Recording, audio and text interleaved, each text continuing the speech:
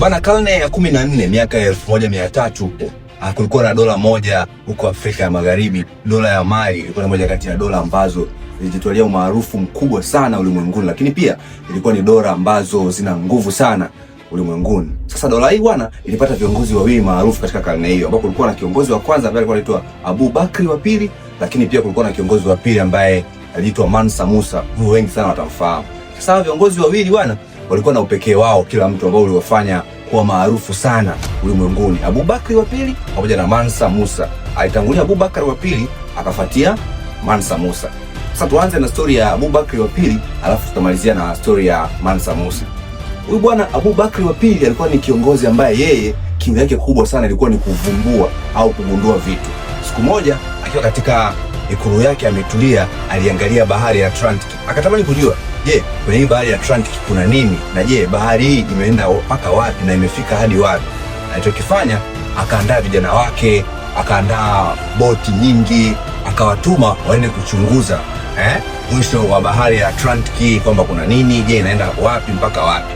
Basi bwana, kweli vijana wa Abu Bakri wakaondoka, wakafunga safari kwenda kuvumbua au kwenda kudiscover ile bahari ya Atlantic. Walipoondoka hawakurudi, wakapotea huko huko, isipokuwa nahodha mmoja tu ndo alirejea kwa Abu Bakari wa pili na akaleta taarifa kwamba bwana, kule tumekutana na dhoruba kubwa sana kiasi kwamba boti nyingine zote zimemezwa na maji. Ni mimi peke yangu nimefanikiwa kurudi. Basi Abu Bakari hakuridhika, akaandaa jeshi kubwa zaidi ya ile ambayo iliondoka mara ya kwanza. Akaandaa vijana wengi na boti nyingi, wakafunga safari sasa na kwenda tena kuivumbua Atlantic Ocean, kujua kwamba inafika wapi na nikitokeza mwisho nitaenda mpaka wapi. Sasa wakati anaondoka ndo akamchagua Mansa Musa. Wakati huo Mansa Musa alikuwa kijana mdogo, akamchagua Mansa Musa ili aweze kukaimu madaraka yake kama kiongozi wa dola ya Mali. Kwa hiyo Mansa Musa akabaki kama kiongozi wa dola ya Mali, wakati Abu Bakri yeye akaenda safari yake ya kuivumbua Atlantic Ocean. Cha kusikitisha bwana, Abu Bakri hakufanikiwa kurudi tena, naye alipotea huko huko alipokwenda kwa ajili ya kuivumbua bahari ya Atlantic. Sasa uongozi ukabaki kwa Mansa Musa akiwa kijana mdogo, lakini ndio amepewa madaraka ya kuongoza moja kati ya dola ambazo zina nguvu kubwa sana kwa wakati huo ulimwenguni na Afrika kwa ujumla. Dola ya Mali nguvu yake kubwa ilikuwa katika migodi. Ilikuwa na migodi mingi sana ya dhahabu, yani inakadiriwa kwamba dhahabu ya Afrika nzima na dunia kwa ujumla ilikuwa inategemea sana migodi ya Mali kule, lakini pia Mali walikuwa na utajiri wa chumvi.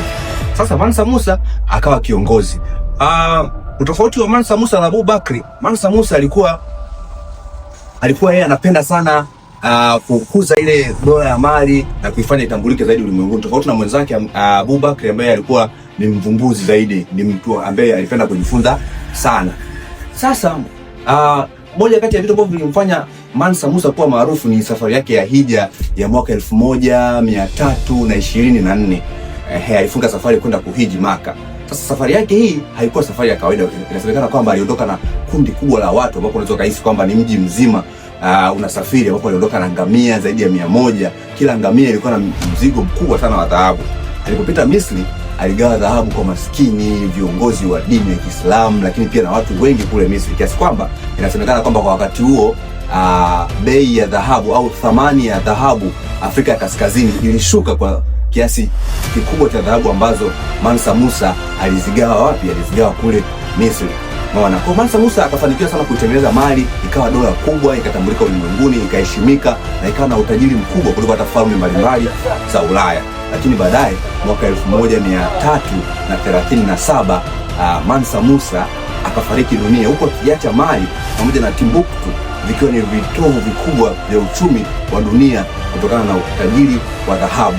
Bana, hii ni story moja na mimi ni Fisasa 99. Usisahau kusubscribe YouTube yetu Smile Media TZ na kutufuata Instagram, Facebook na TikTok @Fisasa 99. Mimi kila siku napenda kusema chao chao.